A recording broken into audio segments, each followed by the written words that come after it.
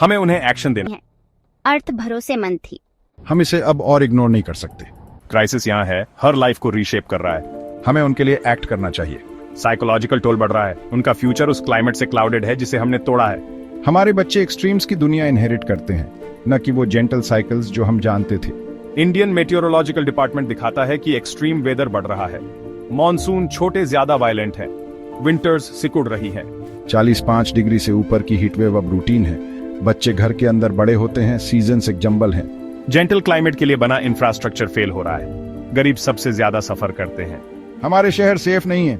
पानी की कमी, फिर बाढ़, हीटवेव जो जान ले लेती हैं। पूरे इंडिया में किसान और शहर वाले दोनों ही क्या उसका सामना कर रहे हैं। शहर सूखे और बाढ़ के बीच झूलते हैं, गर्मी और डेल्यूज के बीच। ये मेरी नई रियलिटी है, अनप्रेडिक्टेबल, अनफॉरगिविंग। विदर्भ में एक किसान की चिंता उसके चेहरे पर लिखी है। बारिश देर से आती है, फिर एक साथ आती है, जिससे फसलें और होपें बर्बाद हो जाती हैं।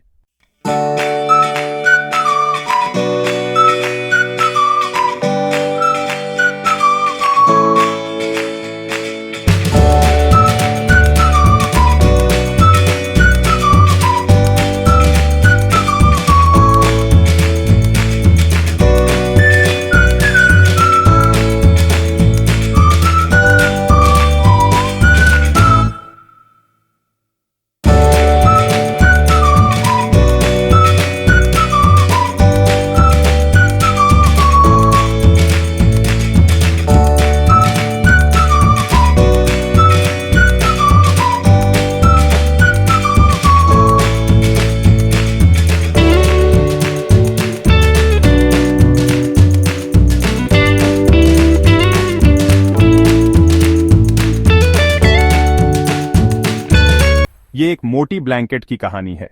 क्राइसिस हर घर को छूता है। हमारी स्टेबिलिटी हिलती हुई जमीन पर बनी है।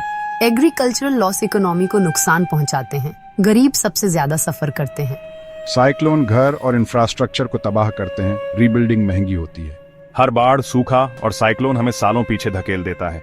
भूजल स्तर गिर रहा है, बारिश भरोसेमंद नहीं रही। पिघलते ग्लेशियर लाखों लोगों के लिए पानी को खतरा देते हैं। ग्राउंड वाटर गिरता है, पानी के कॉन्फ्लिक्ट बढ़ते हैं।